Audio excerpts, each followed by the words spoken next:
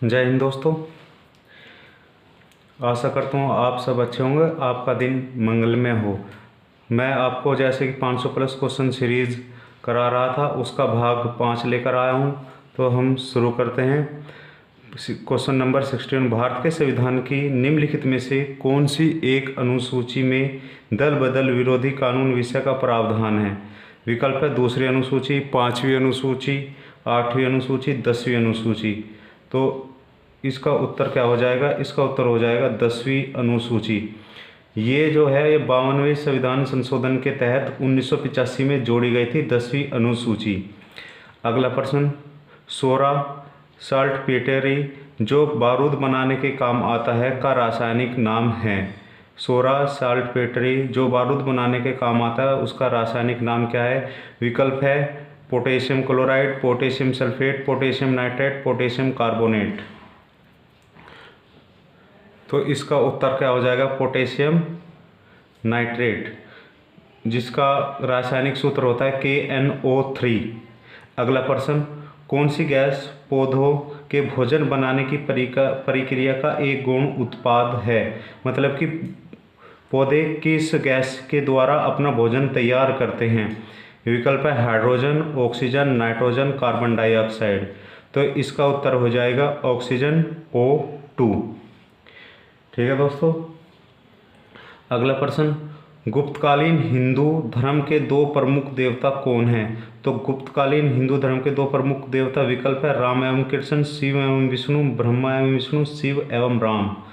तो उत्तर हो जाएगा शिव एवं विष्णु, शिव एवं विष्णु। तो अगला क्वेश्चन करते हैं, क्वेश्चन नंबर 65, निम्नलिखित में से कौन सबसे बाद में भारतीय संघ का अभिन्न अंग बना? तो बताइए दोस्तों, निम्नलिखित में से कौन सा सबसे बाद में भारतीय संघ का अभिन्न अंग बना? विकल्प है चंदनगर, गोवा, पांडिचेरी, सिक्किम।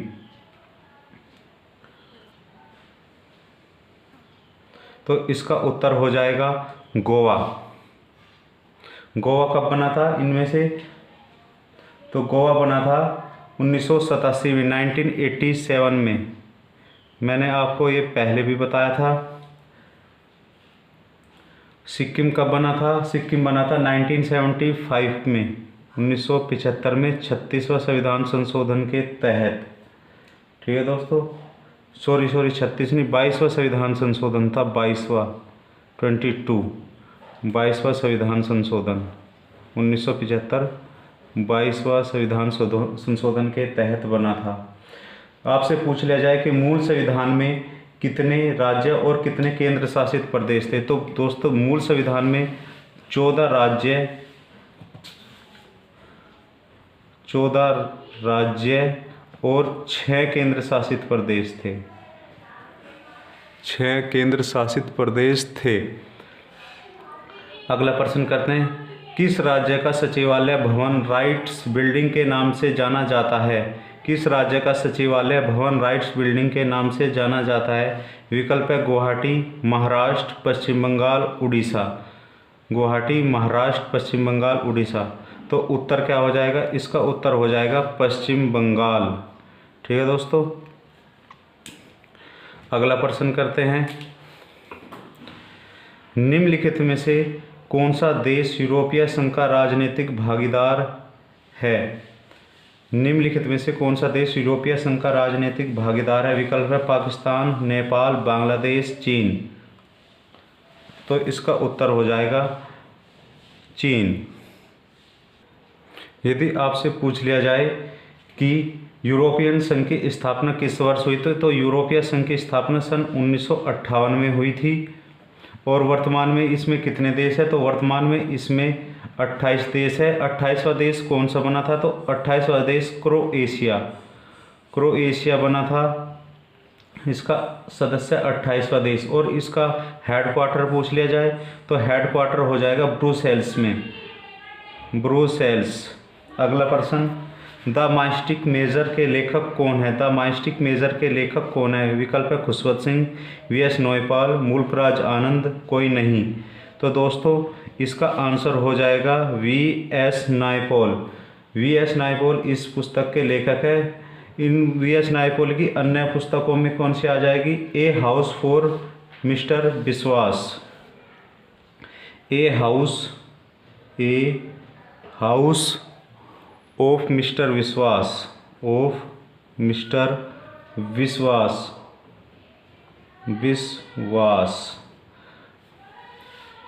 इन ए फ्री स्टेट,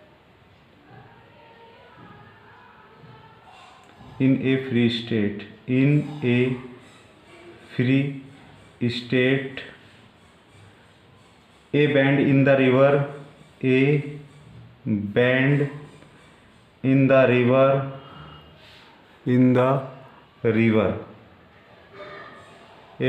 रिवर। अगर दोस्तों आपसे पूछ लिया जाए कि वी.एस. नायपॉल को किस वर्ष बुकर प्राइज से सम्मानित किया गया था, तो बुकर प्राइज मिला था इन्हें, बुकर प्राइज 1971 में। और यदि पूछ लिया जाए कि वी.एस. नायपॉल को साहित्य में किस वर्ष नोबेल पुरस्कार मिला था, तो 2001 में इन्हें नोबेल मिला था। ये भारतीय मूल के थे, इनके दादाजी भारतीय मूल के थे, फिर ये त्रिनाड एवं तंबाकू में जाकर बस गए थे इनके दादाजी, तो ये भारतीय मूल के थे। अगला प्रश्न करते हैं, 1857 के सैन्य विद्रोह के समय भारत के गवर्नर जनरल कौन थे? 1857 के सैन्य विद्रोह के समय भारत के गवर्नर जनरल कौन थे? विकल्प है lord Irwin, lord Reading, lord Canning, lord Chelmsford. तो इसका उत्तर हो जाएगा लॉर्ड कैनिंग। 1857 के समय भारत, जो 1857 की क्रांति हुई थी, भारत के वायसराय थे। इनका कार्यकाल क्या हो जाएगा? 1857 से 1861। अगर आपसे लॉर्ड इरविन का कार्यकाल पूछ लिया जाए तो लॉर्ड इरविन का कार्यकाल हो जाएगा 1926 से 1931। अगर आपसे लॉर्ड रीडिंग का काल पूछ लिया जाए तो क्या हो जाएगा? 1921 से 26, 1921 से 26। और अगर आपका लॉर्ड चेम्सफोर्ड का कार्यकाल पूछ लिया जाए तो लॉर्ड चेम्सफोर्ड का कार्यकाल हो जाएगा 1916 से 1921। अगला प्रश्न करते हैं, भारत के राष्ट्रीय पक्षी मोर ब्लू पी फाउल को कब मान्यता प्रदान की गई थी? इसे पीकॉक तो बोलते हैं और ब्लू पी फाउल भी बोल देते हैं। विकल्प है 1949, 1950, 1951, 1963। तो इसका उत्तर हो जाएगा 1963। 1963 में 26 जनवरी को इसको राष्ट्रीय पक्षी घोषित किया गया था। और हमारे पड़ोसी देश म्यांमार का भी राष्ट्रीय पक्षी मोर ही है। इसको मोर का वैज्ञानिक नाम क्या हो जाएगा? पाओ क्रिस्टेटस। ठीक है दोस्तों।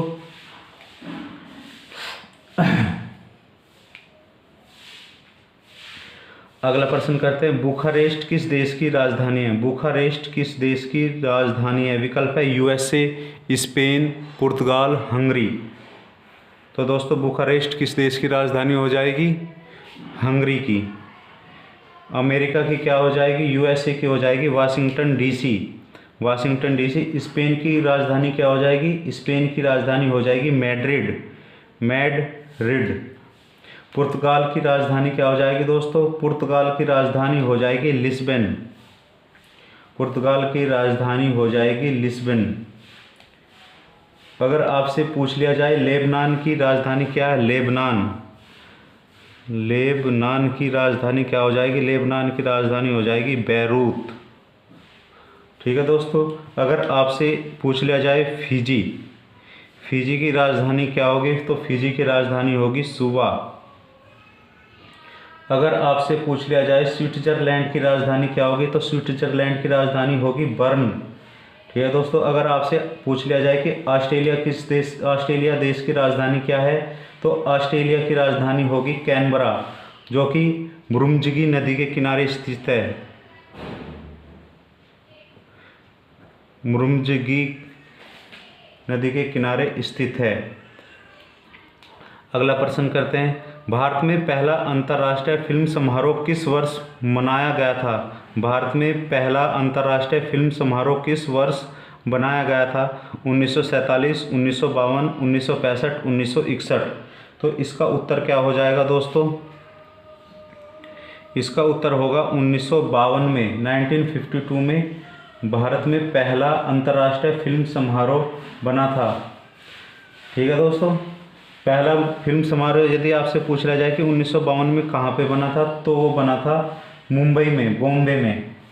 ठीक है दोस्तों, और अब कहाँ पर इसका समारोह प्रतिवर्ष किया जाता है? तो इसका समारोह प्रतिवर्ष गोवा में किया जाता है। यदि आपसे पूछ लिया जाए कि गोवा में कब से किया जा रहा है, तो गोवा में दोस्तों 2004 से निरंतर इसका आयोजन प्रतिवर्ष किया जाता है। अगला प्रश्न, रेडियो ट्रांसमिशन में एफएम से अभिप्राय है। रेडियो ट्रांसमिशन में एफएम से अभिप्राय है, तो रेडियो में एफएम से क्या अभिप्राय हो जाएगा? Frequency modulation. Frequency modulation. यदि आपसे पूछ लिया जाए कि इसकी स्थापना कब हुई थी? फ्रीक्वेंसी मॉड्यूलेशन की स्थापना दोस्तों हुई थी 1928 में। 1928 में इसकी स्थापना हुई थी। और किसने की थी? 1928 में एडविन आर्मस्ट्रॉन्ग ने इसकी स्थापना की थी 1928 में। और शुरुआत कब हुई थी इसकी? 1930 ईस्वी में। ठीक है दोस्तों, अगर आपसे पूछ लिया जाए कि भारत में इसकी शुरुआत कब हुई थी, तो भारत में एफएम ब्रॉडकास्टिंग कब शुरू हुआ था? तो 23 जुलाई 1977 ईस्वी से 23 जुलाई 1977 ईस्वी से भारत में एफएम की ब्रॉडकास्टिंग शुरू हुई थी। यदि आपसे पूछ लिया जाए भारत में रेडियो की शुरुआत कब हुई थी, तो भारत में रेडियो की शुरुआत हुई थी 1927 में। और पूछ लिया जाए कि सबसे पहले भारत में रेडियो की शुरुआत कब हुई थी, मतलब कि तिथि 23 जुलाई 1927 को हुई थी। 23 जुलाई 1927 को। और कहाँ पर हुई थी? बॉम्बे में। और 26 अगस्त को कोलकाता में शुरू हुई थी भारत में रेडियो की शुरुआत। अगला प्रश्न करते हैं, स्पंदन की दर से डॉक्टरों को किस बात का पता चलता है? स्पंदन की दर से डॉक्टरों को किस बात का पता चलता है? तो इसका उत्तर क्या हो जाएगा? श्वसन दर। हमारी सांस लेने की दर का डॉक्टरों को इससे पता चलता है। अगला प्रश्न करते हैं, युद्धक विमान अधिक ऊंचाई पर क्यों उड़ते हैं? युद्धक विमान अधिक ऊंचाई पर क्यों उड़ते हैं? तो इसका उत्तर क्या हो जाएगा दोस्तों? इसका उत्तर हो जाएगा रडार संसूचन से बचाव हेतु। रडार संसूचन से बचाव हेतु। ठीक है दोस्तों, वायुयान यदि आपसे पूछ लिया जाए जो वायुयान होते हैं ये किस मंडल में उड़ते हैं? तो ये उड़ते हैं समताप मंडल में। समताप मंडल में उड़ते हैं। ठीक है दोस्तों, यदि आपसे पूछ लिया जाए कि रडार की खोज किसने की थी, तो रडार की खोज की थी रॉबर्ट वाटसन वाट।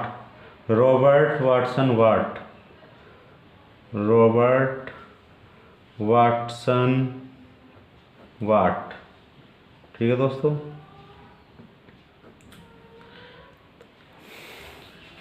रॉबर्ट वाटसन वाट। यदि आपको यह वीडियो अच्छी लगी हो तो वीडियो को लाइक करें, वीडियो को शेयर करें और मेरे चैनल को सब्सक्राइब करें। जय हिंद, जय भारत।